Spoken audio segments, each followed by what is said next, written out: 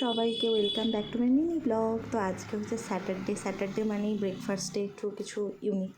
তো আজকে বানিয়েছিলাম চিলা।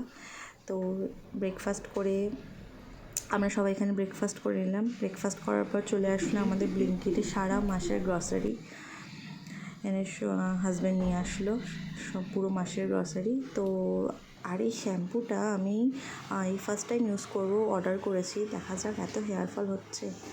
তারপর চলে গেলাম লাঞ্চে আজকে মাছ, পাবদা মাছ, মূলো শাক, ডাল এই বানিয়েছিলাম। তারপর পিকুকে খাওয়াবো আজকে এগ বয়েল করে, তো ওটাই গ্রেট করে নিচ্ছিলাম। দেন ফ্রেশ হয়ে স্নান টান করে একটু হালকা স্কিন কেয়ার করে, যেটা আমার ডেইলি বেসিসে ল্যাকমি ময়শ্চারাইজার, এটাই মাখছিলাম একদিকে। পিকুকে লাঞ্চ করিয়ে ও ঘুমিয়ে পড়েছে। এবার আমরা এখন লাঞ্চ করতে বসবো, কারণ বিকালে আমরা যাব ওর পিসন বাড়িতে। তো ছুটির দিন, বিকালে তো একটু বেরিয়ে যেতেই হবে। তো এদিকে লাঞ্চ টাঞ্চ করে পিকুকে রেডি করিয়ে আমরা বেরিয়ে পড়লাম। আমরা বেরিয়ে পড়েছি পিসন বাড়ির উদ্দেশ্যে। আমাদের প্রায়ই যাওয়া হয় স্যাটারডে সানডে করে, হয় দিদিরা আসে নয় আমরা যাই। তো চলে এসেছি দিদিদের সোসাইটিতে।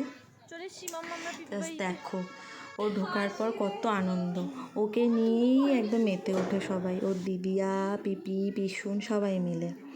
এইদিকে ওর পিসুন গিয়েছিল গোয়াতে, তো ওর জন্য মাম্মার জন্য এই ড্রেসটা, একটা ক্যাপ নিয়ে এসছে। দেখো কি সুন্দর হয়েছে না ড্রেসটা, আর একদম ঠিকঠাক।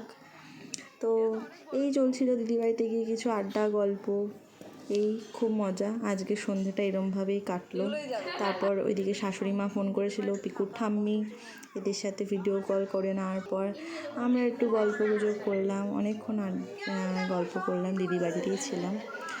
তারপর ব্যাস অনেকটা রাত হয়ে গেছে, এবার বেরিয়ে পড়ার পালা।